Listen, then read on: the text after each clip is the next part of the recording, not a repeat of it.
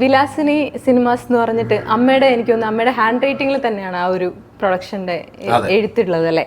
അപ്പോൾ ഇങ്ങനെ ഒരു പ്രൊഡക്ഷനിലോട്ട് ഇറങ്ങണം എന്ന് വളരെ നാളായിട്ടുള്ള ഒരു ആഗ്രഹമാണോ? എല്ലാവരും സ്വന്തം പേരാണല്ലോ വെക്കാറ് പൊതുവേ. ലിസ്റ്റിൻ ചേട്ടനൊക്കെ സ്വന്തം പേരാണല്ലോ. അപ്പോൾ അതില് സുരാജേട്ടൻ ഒരു വ്യത്യാസം.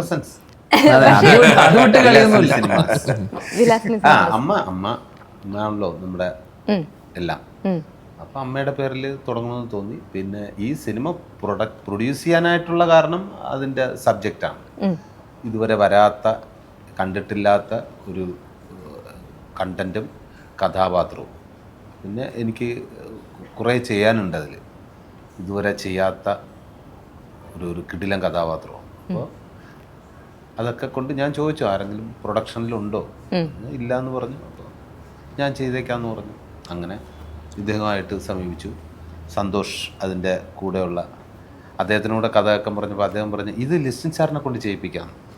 ഞാൻ ഇത്രയും കേട്ട് ഓക്കെ പറഞ്ഞിട്ടേ പിന്നെ നമ്മൾ രണ്ടുപേരും കൂടെ ചെയ്യാമെന്ന് തീരുമാനിച്ചു.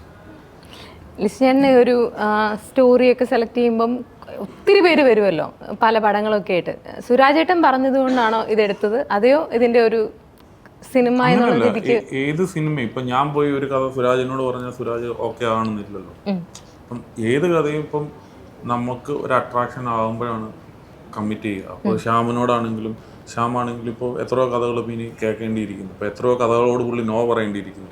അങ്ങനെയൊക്കെയാണല്ലോ. അപ്പോൾ നമുക്ക് ഇഷ്ടപ്പെടുന്ന കഥകളോട് നമ്മൾ എസ് പറയുക എന്നുള്ളതാണ്. ഈ സിനിമ കണ്ടു കഴിയുമ്പോൾ മനസ്സിലാവും. മീൻസ് ഇത് അത്രയും ഡിഫറെൻ്റ് ആയിട്ടുള്ള ഒരു പ്ലോട്ടാണ്. സുരാജ് വെഞ്ഞാറമൂട് എന്ന് പറയുന്ന ഒരു അഭിനേതാവ് ഫഹദ് ഫാസിൽ അമേരിക്കയ്ക്ക് പോയിട്ട് തിരിച്ചു വന്നതുപോലെയുള്ള ഒരു മാറ്റമാണ് ഈ സിനിമയിലുള്ളതായിട്ടാണ് എനിക്ക് തോന്നിയിരിക്കുന്നത്. കാരണം അത്രയും ഡിഫറെൻ്റ് ആയിട്ട്, അത്രയും നല്ല എക്സ്ട്രാ ഓർഡിനറി ആയിട്ട് ചെയ്തിട്ടുണ്ട് ആ ക്യാരക്ടർ. അപ്പോൾ അത്രയും ആളുകൾക്ക് അത്രയും ഇഷ്ടപ്പെടുമെന്നാണ് നമ്മുടെ ഒരു പൂർണ്ണമായിട്ടുള്ളൊരു വിശ്വാസം. നമ്മുടെ മാത്രം വിശ്വാസമല്ല, ഈ സിനിമ ഒത്തിരി പേര് കണ്ടവരുടെ എല്ലാ അഭിപ്രായം. സുരാജ് ഗംഭീരമായിട്ട് ചെയ്തിട്ടുണ്ട് കേട്ടോ.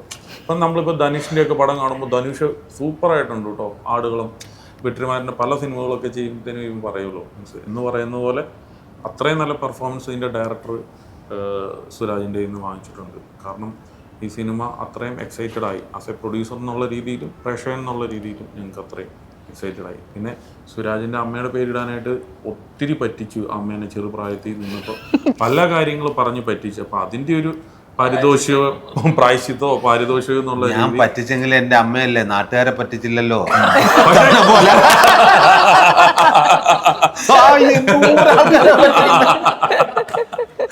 പക്ഷെ ഇതൊക്കെ ആണെങ്കിൽ അമ്മ പറഞ്ഞ ഡയലോഗ്, മോനെ അതിന്റെ വേല നിന്റെ കയ്യിലിരിക്കട്ടെ, ഇതുകൊണ്ടൊന്നും നിന്നെ എനിക്ക് അറിയാമെന്നുള്ളത് പറഞ്ഞു. അമ്മ അതൊന്നും കുഴപ്പമില്ല, പയ്യൻ നന്നായിട്ടുണ്ട്. അല്ല, അങ്ങനെ ഒരു കോമ്പിനേഷൻ, രണ്ട് സുരാജേട്ടൻ്റെ ബാനറും നമ്മുടെ ബാനറോടെ ചേർന്നിട്ടുള്ള ഒരു കോമ്പിനേഷൻ നല്ലൊരു അവർ ഒരുമിച്ച് വന്ന സിനിമ നന്നായിട്ടുണ്ട് എന്ന് കേൾക്കാനായിട്ടൊരു ആഗ്രഹം ഉണ്ടല്ലോ. തീർച്ചയായിട്ടും അത് സംഭവിക്കട്ടെ എന്നാണ്. അത് ഡിസംബർ 20 പ്രേക്ഷകരിലേക്ക് എത്തും.